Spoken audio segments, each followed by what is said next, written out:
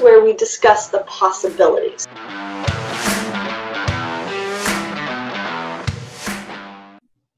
Hey guys, this is Dr. Kori Propst, and I'm with Dr. Joe Klemczewski here for the Diet Doc Life Mastery podcast. Again, welcome. Today we're in our motivational mastery segment today, and Joe, I'd like to discuss learned eating patterns. I received an email from a client, and he said, you know, Kori, during my childhood, my parents always viewed food as pleasure. And I learned that behavior, he said. He's around 290 pounds currently, or was around 290. That was his highest weight, he said, and now he's sitting at between 200 and 210. Wow. And yeah, I mean, significant loss. Clearly he's done some work here. And he's considering the psychological components, which we know is going to be crucial for him if he expects to maintain that. But he said, after 5 years, I still have it ingrained in my brain that food is fun. And it's a coping mechanism for when I feel bored, anxious, excited, sad, etc., he said. So I'd like to discuss with you, Joe, because I know you and I have had conversations about how we grew up and the food environments that we were in, and our experiences were very different. So maybe we can talk about that. Mm-hmm. But also too, you know, what he conveyed to me brought up some more questions. And one of them being, you know, what did his parents say?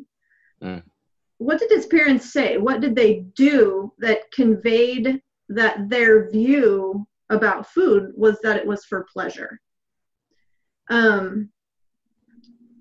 And that got me really thinking about how within different cultures, food is viewed in that way. It's a way of bringing people together. It's a way of creating connection. Food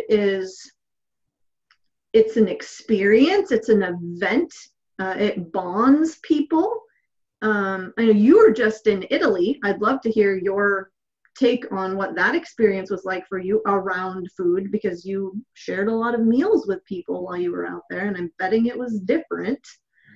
But too, you know, in a lot of different cultures too, people eat slower. They're not like shoving food in their faces and eating as fast as they can so they can get to the next thing. It really is, this is an event. We're going to be very mindful. And guess what happens in those situations? So you have set this whole thing up just to be an intervention for me. That's what this is. Is that what that feels like? Yeah.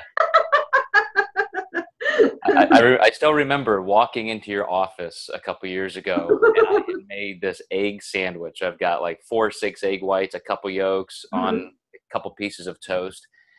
And I ate this thing in about 3.2 seconds.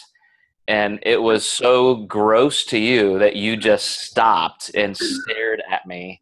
And I'm like, wow, maybe I actually do have a problem. I should do something about this. We have had many moments like that together, I think. Like, what just happened? Keep your fingers away from Joe's mouth when he's eating. Right. Yes, those moments are very sad to me. Well, so for me, if I had to break it down, and I have had some thoughts through the years about this, you know, for me, the paramount parental eating pattern that I developed was because I grew up in a family of 5 kids. And for much of that time, we were, I would say, very, very much in, you know, the poverty range or under the poverty line. So, you know, for us, going out to eat as a treat would be getting a 15-cent hot dog from a gas station or something. And, you know, gradually my dad, you know, moved into the middle class and things changed a little bit, but still with 5 kids, it was, you ate what you could and you made sure you got yours. So there was a sense of scarcity. And I still remember just a couple years ago, I posted as a joke, this bagel I had made, and I put, like half a jar of jam on it, and I posted it on Facebook. Yeah. And I said, this is like the 25th anniversary of me not having my mom tell me to not use, that much jam. Yeah. Because that's how I grew up, was, just don't do, wait, that's too much. That's too much. Save some, do this, you only get one portion of this. So scarcity was big. Mm-hmm. And so that made me, kind of store what I could and make sure I had mine. I know I addressed that later in life, but so food, like I don't overeat at a single meal now. I've totally changed that. I'm not a big eater. But that was probably the biggest thing I learned. That was something I had to overcome. Yeah. It's interesting. I think a lot of people end up overeating for one of two reasons: scarcity, or food was always available and it was connected with everything you did. All celebrations involved food. Sunday morning is donut morning. There's always like cheese and crackers and nuts on the table when you come home. So it's real interesting. I grew up at a poverty level too, living with a single mom, but just one sister. But something I've thought about is we always had meals together, and we were always at the table eating. And I don't think that happens very often anymore. But it wasn't ever a situation of like eat or die, like get as much as you possibly can, because you might not eat again. But meals were not rushed. And I've said to you before, it's something that I dislike more than anything is rushing. Not just with food, but with anything. I don't like rushing. And if I have to with a meal, I'd rather just not eat. But we would share our meals and we'd have discussions over our meals. And it was a time that felt very relaxed to me. And so that makes a huge difference. The other thing was the actual food that we were eating. And my mom was always very careful about serving balanced meals. We couldn't buy really expensive protein sources, but there was always a protein source. We couldn't buy super expensive organic vegetables and fruits. A lot of them came from cans, but there was always a fruit or a vegetable. There was always some sort of color on our plates. We never had like sugary cereals. That it wasn't allowed in our house. It was oatmeal and it was cream of wheat. And it was Kix, Cheerios, but there was never Lucky Charms or Captain Crunch. Like I don't even know the names of these sugary cereals because we just didn't eat them. But the other thing is too, the messages that parents may not even recognize they're sending their children.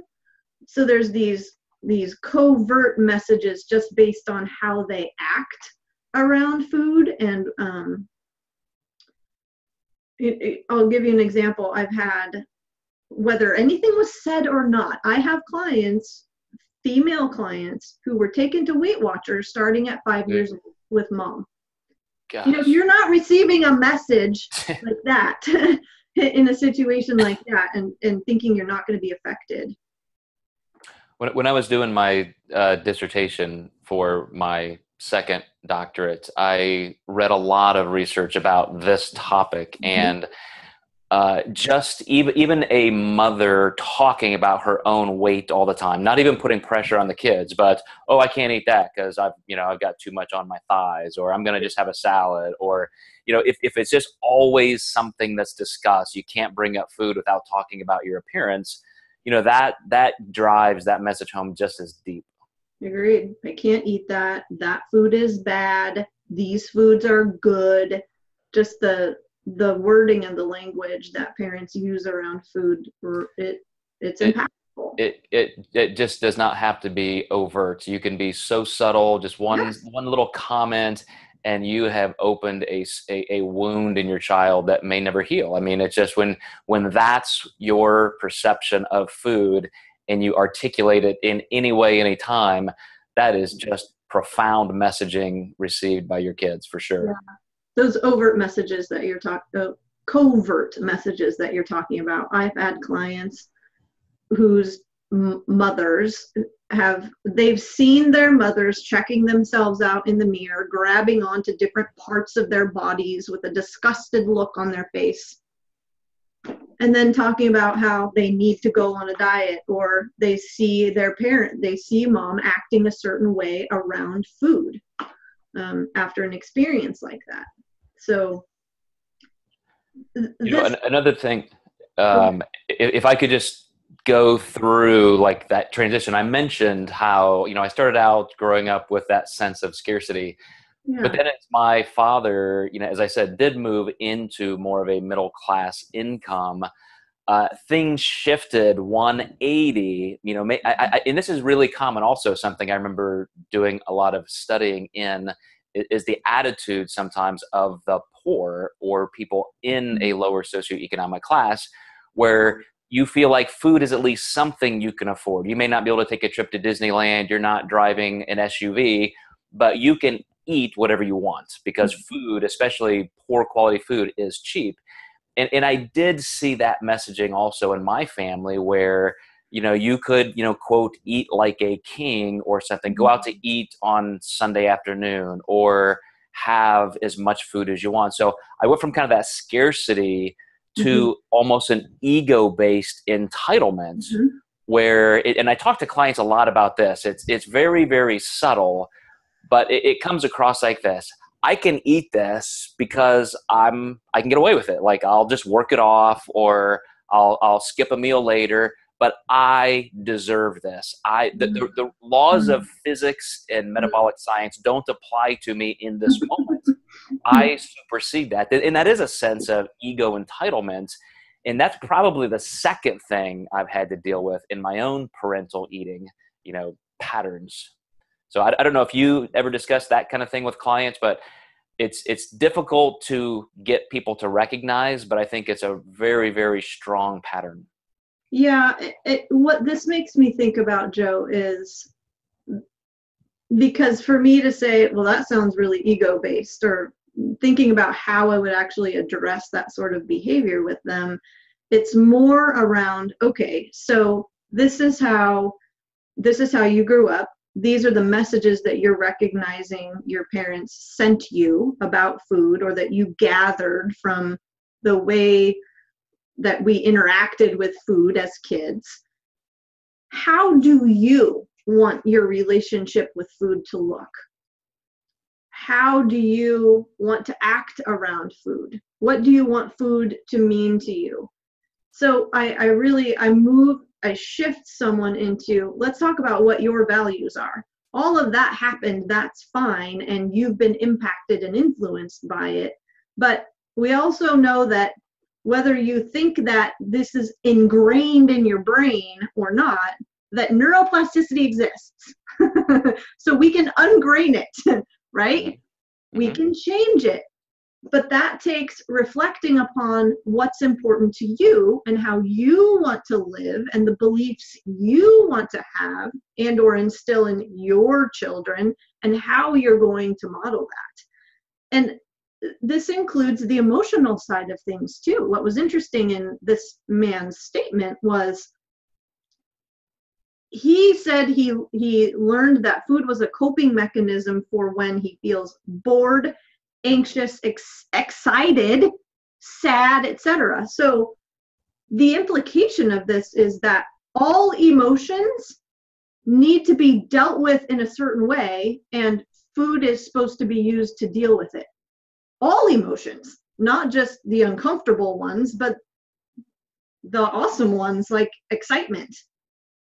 And do you think that's all dopamine related? I mean, me being a health scientist, I start at the biological level whether it's anxiety or depression, which I would say, there's a strong dopamine connection.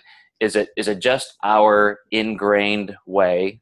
Again, I know we can change that, but just to kind of numb that, we want that dopamine flurry to kind of take away the spikes of emotion. Well, so when we're excited, I mean, if we want to get into brain chemicals, when we're excited, dopamine is already there. There's pleasure in that excitement. So what it conveys to me is that when we eat and we're feeling positive, we eat to try to extend that emotion. On the other side of it, if we're feeling pain or discomfort or an emotion that we want to avoid or get away from, food can produce that dopamine hit. Then we feel pleasure. Now we're not necessarily thinking about the discomfort anymore. It comes back. And I'll tell everyone to go listen to our emotional eating podcast so they can dig into that topic. But what I really hear, Joe, is there's a quote unquote, there's a craving. There's a craving for life in that moment, no matter what the person is experiencing emotionally, for it to be other than it is. Whether it's excited, disappointed, sad, joyful, discouraged, stressed, whatever is going on, they're attached to it not being okay. Mm-hmm. And so then, I mean, whether it's food, whether it's drugs, whether it's alcohol, whether it's sex, that's being used to, like you said, numb in some way, or shift the emotion or the feeling, or at least get the person out of the story they're telling themselves about how what they're experiencing needs to be different. Am I making sense? Yeah, you've used the term self-soothing a lot, just as a psychological phrase. And the more I've thought of that, the more I see that's very true. Like, again, if you're anxious, depressed, sad, anything, mm-hmm. when you use any coping mechanism like that, it really is to give yourself that security blanket. And, mm-hmm. and I'll go back to brain chemistry for just a second. When somebody takes MDMA or any form of psilocybin, it's one of the greatest craving reducers. I mean, you won't eat for 8 hours. You're not even hungry. You don't think about food. And that's because serotonin or dopamine levels are just so high. It's just gone. You don't feel that. So as you said, when you're looking to medicate or numb, you're looking to do that. I mean, food does that. I mean, you get that dopaminergic rise, and there's always some impetus through the brain chemistry that you may not even realize is happening. Yeah. But as a cognitive, psychologist, I know you would say that's true, but we can also change our own brain chemistry through our behavior. We can create those new patterns. We can rewire our brain, and that's the important part of this topic. True. Through our behavior and our attitudes, through our energy, through our emotion. So we can look at it as, well, the emotion caused me to do this. Or we can look at it as, okay, well, if that's emotion that causes behavior, then let's practice feeling more emotion that feels good, right? Mm-hmm. And if it's about altering our consciousness, whether it's through the use of MDMA to reduce cravings or not. We do that every day now. Meditation. Right. You don't have to go buy anything or to change and alter your state of consciousness in order to change your behavior and learn to be with whatever is. That's the whole point. And, I think you've described situations you've been in with the use of something where you're just okay, everyth's good, you're good, right? And I think Yeah, well, so if we come back to the fact that first you have to recognize these patterns. Why do I eat this way? What were my parents' values? What were the messages I received from them? Mm-hmm. So first you have to go through that recognition. What would you tell the listener who says, okay, I'm starting to feel some of that. I'm recognizing, that from my childhood. Now, how do I break that habit? What are the 1, 2, 3 steps Kori would tell me to undertake? Well, so there's the recognition of the beliefs themselves. There's the recognition that we desire something. And then there's the recognition that we have some aversions to things also. So we want something to change. We don't want something to change. And in many ways, we're ignorant to the beliefs that we have and the values that we hold and all of the messages that we were sent that are impacting how we are behaving. It's like it's become automatic. It's just back there. It's operating in the background. And like you said, recognition first. But we can only do that through some level of reflection. And it helps to listen to podcasts and talk to other people about what they've experienced, because we're going to get to certain times where we're like, well, I feel like I've run out of room in terms of what else I can reflect upon or explore. Like, I don't know what questions to ask myself. And we can end up feeling like we're going in circles. The second thing then, though, too, is to recognize that nothing is permanent. We live in a universe that's impermanent.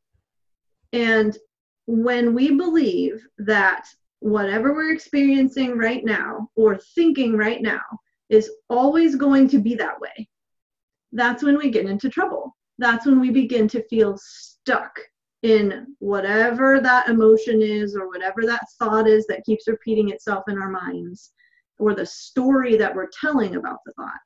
Everything is impermanent. It's a really good point.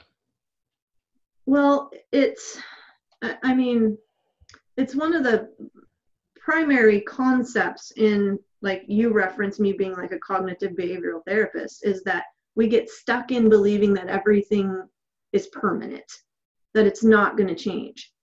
Right now, I'm a different person than I am right now,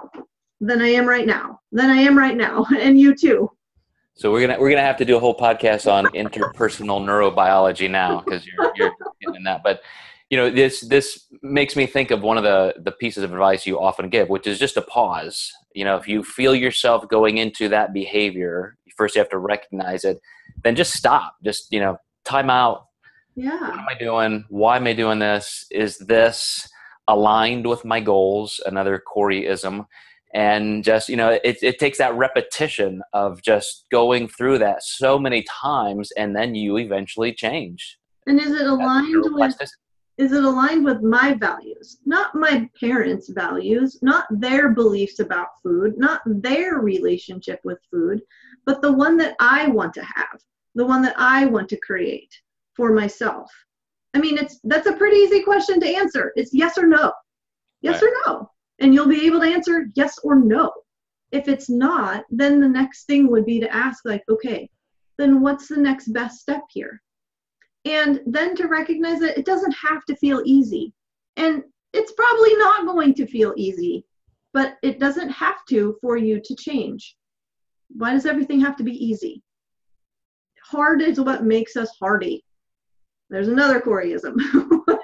We were talking about right before this. So, what a great topic. I knew this was going to be fun getting into. It's right in your wheelhouse. And guys, what I really like about this is it was brought about by one of your questions. So keep giving us ideas, things you want to talk about, and we will definitely do that. So until next time, thank you, Dr. Kori Propst, health psychologist, helping us through all of the entanglements of mindset and motivation. And we'll see you guys next time.